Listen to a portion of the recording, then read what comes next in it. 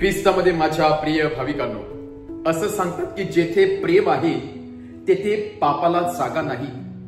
जेथे प्रीती आहे आणि जेथे सेवा आहे तेथे अनेकांच्या पापांची क्षमा परमेश्वर स्वतः करत असतो. कारण परमेश्वर पापी लोकांमध्ये पाप कमी पाहत असतो आणि पश्चाताप जास्त पाहत असतो. आणि म्हणून जी व्यक्ती अंतःकरणातून पश्चाताप करत असते, जी व्यक्ती जीवनामध्ये कन्व्हर्शन किंवा बदल घडवून आणण्यासाठी सतत तयार असते आणि जी व्यक्ती मनसोक्त पूर्ण अंतःकरणाने इतरांची व परमेश्वराची सेवा करत असते, त्या व्यक्तीच्या पापांची क्षमा परमेश्वर नक्कीच करत असतो.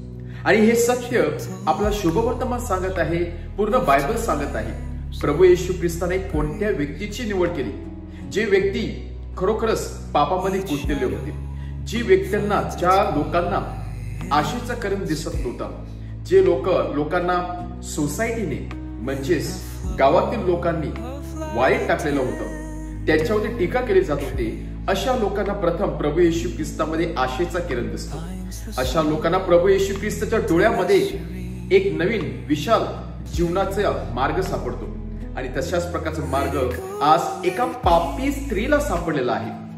प्रभू येशू ख्रिस्त एका पुरुषाच्या घरी जेवणासाठी जात आहे आणि मोठमोठे लोक आलेली होती. आणि या भर सभास्थानात ही स्त्री न घाबरता न भीता प्रभू येशूच्या जवळ येते आणि खाली बसून प्रभू येशूच्या पावलावरती ती सुगंधित द्रव्य ओतते आणि आपल्या केसांनी ते पाय पुसते.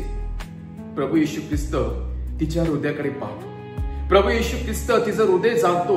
हे तिने इतरांना दाखवण्यासाठी केलेलं नव्हतं, तर केवळ आणि केवळ प्रभू येशू ख्रिस्ताचा आशीर्वाद तिला मिळावा, त्या पापाच्या अंधारातून तिला काढून प्रकाशात आणावं अशी त्या स्त्रीची इच्छा होती.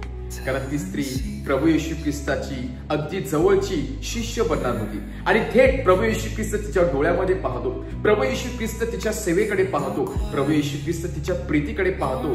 आणि ते पाहून प्रभू येशू ख्रिस्त सांगत आहे, तुझ्या पापांची क्षमा झालेली आहे. जे कार्य तू केलेलं आहे, जी प्रीती तू माझ्यावरती दाखवलेली आहे, त्या प्रीतीमुळे आजपर्यंत केलेल्या सर्व पापांची तुला क्षमा झालेली आहे. याचा अर्थ असा नाही की त्या बाईने जाऊन, त्या स्त्रीने जाऊन परत पाप केलं नाही. एकदा प्रभू येशूचा स्पर्श झाल्यानंतर, एकदा पापाची क्षमा झाल्यानंतर त्या स्त्रीने मागे वळून पाहिलं नाही. त्या स्त्रीने पापाच्या अंधारामध्ये उडी टाकली नाही. तर ज्या प्रकाशाच्या मार्गावरती प्रभू येशू ख्रिस्ताने तिला आणलेलं होतं, त्या मार्गावरती ती मार्गक्रमण करत राहिली आणि प्रभू येशू ख्रिस्ताच्या मिशन कार्यामध्ये तिने विश्वासाने सहभाग घेतला. आपण कशा प्रकारे पाहतो? जेव्हा आपण इतरांकडे पाहतो आणि स्वतःकडे पाहतो, तेव्हा आपली दृष्टी कशी असते? आपण कशा प्रकारे इतरांना खाली पाडण्याचा प्रयत्न करत असतो? परंतु प्रभू येशू ख्रिस्त, आपण कितीही घोर अपराधी असलो तरी प्रभू येशू ख्रिस्त आपल्याला नवीन जीवन किंवा जीवन सुधारण्यासाठी नेहमी संधी देत असतो. आणि म्हणून प्रभू येशू ख्रिस्ताने स्वतःचं रक्त वाहिलेलं आहे. आणि म्हणूनच जेव्हा आपण इतरांमध्ये पाहतो, तेव्हा इतरांमध्ये आपण पश्चातापाचा स्वभाव पाहण्यासाठी तयारी असली पाहिजे. इतरांना क्षमा करण्यासाठी आपण तयार असलो पाहिजे. जर तो पश्चाताप खरोखरच योग्य असेल, जर ती व्यक्ती जीवन बदलण्यासाठी तयार असेल, तर आपण त्या व्यक्तीला दुसरी संधी देऊन चांगले जीवन जगण्यासाठी प्रवृत्त केलं पाहिजे. ज्याप्रमाणे दररोज प्रभू येशू ख्रिस्त आपल्याला चांगलं जीवन जगण्यासाठी आमंत्रण करत असतो, आपल्या जीवनामध्ये बदल आणण्यासाठी आमंत्रण करत असतो, आपलं जीवन बदलण्यासाठी आमंत्रण करत असतो, त्याचप्रमाणे आपण देखील त्या दिलेल्या संधीचा योग्य तो फायदा करून स्वतःच्या जीवनामध्ये आमूलाग्र बदल घडून इतरांच्या जीवनामध्ये बदल घडून आणण्याचा प्रयत्न केला पाहिजे. आज परमेश्वराकडून सामर्थ्य मागूया, परमेश्वराकडून कृपा मागूया. आपल्या जीवनाला जे अंधारामध्ये आहे त्या अंधारातून काढून प्रकाशात आणण्यासाठी आणि परमेश्वराचा आशीर्वाद मिळवण्यासाठी. आमेन.